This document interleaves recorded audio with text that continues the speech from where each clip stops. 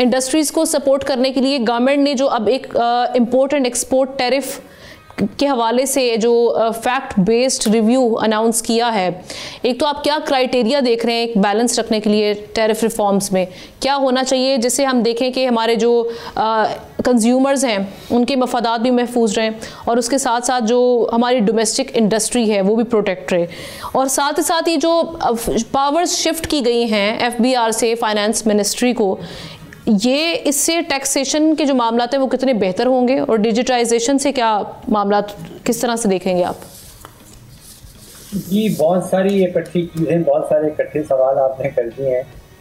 देखिए, मामला पेचीदा न कीजिए, मामले को सिंपल रखें। मामला ये है, क्या बिजली के रेट जो हमारी इंडस्ट्री इस वक्त दे रही है, जो 20-22 सेंट पे चले जाते हैं हमसाया ममालिक में, उससे आधे हैं बांग्लादेश, चीन में 7-8 सेंट पर यूनिट है।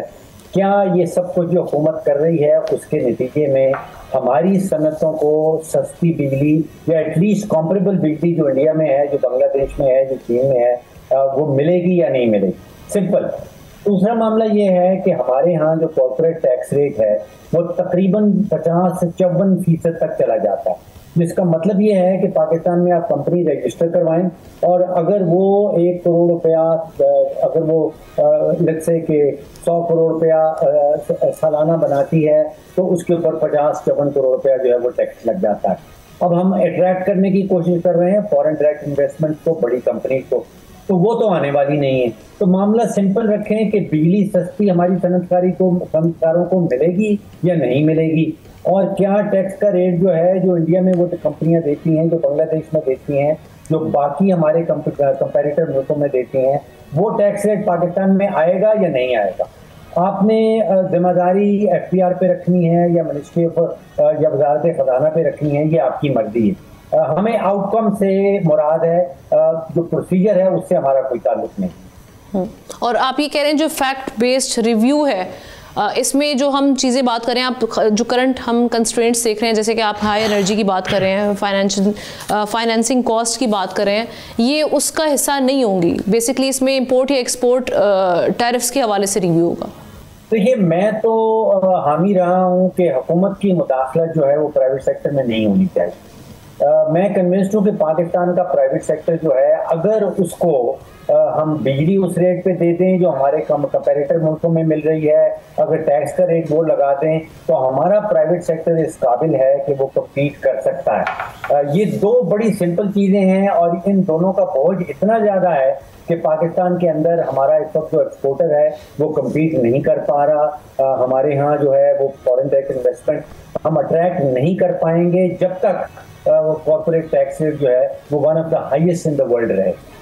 राइट। और एक और चीज़ ये जो इस साल हम देख रहे हैं 3.5% ग्रोथ रेट इन्होंने सेट की है, फोरकास्ट कर रहे हैं ये, और 6 to 7% ये बता रहे हैं कि जी मीडियम टर्म ग्रोथ रेट उन्होंने सेट किया है, लेकिन कंडीशन कर दिया है कि अगर इम्प्रूवमेंट्स आती हैं आपके मैन्युफैक्चरिंग में, सर्विसेज में और एग्रीकल्चर में, तो फिर आप समझते हैं कि जो ये कंडीशन भी कर दिया है, जो अभी सारे मामला आप भी गिनवा चुके हैं, जो इस वक्त यहाँ पे हालात हैं, जो मामला हैं, जो इस वक्त फ़ज़ा बनी हुई है बिजनेस की, कितने रियलिस्टिक आपको ये टारगेट्स लग रहे हैं?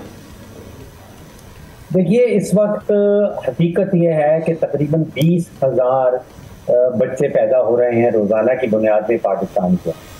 हमें 50 से 60 लाख इजाफी नौकरियां चाहिए होंगी सालाना की बुनियाद। जब तक GDP ग्रोथ रेट 6, 7, 7.5% पे नहीं आता, ये जो 1.5, 2, 3% की हम बातें करते हैं या ख्वाब देखते हैं, दे रियली मीनिंगलेस। या तो पॉपुलेशन ग्रोथ रेट को बहुत तेज़ी से नीचे लेके आएँ, और या फिर हमें GDP ग्रोथ रेट जो है वो 7, 7.5 पे लाना होगा, ताकि 40-50 लाख जो इजाफी नौकरियां हैं वो पाकिस्तान के अंदर क्रिएट हो सकें। सब्सक्राइब करें और बेल दबाएं ताकि कोई खबर रह न जाए।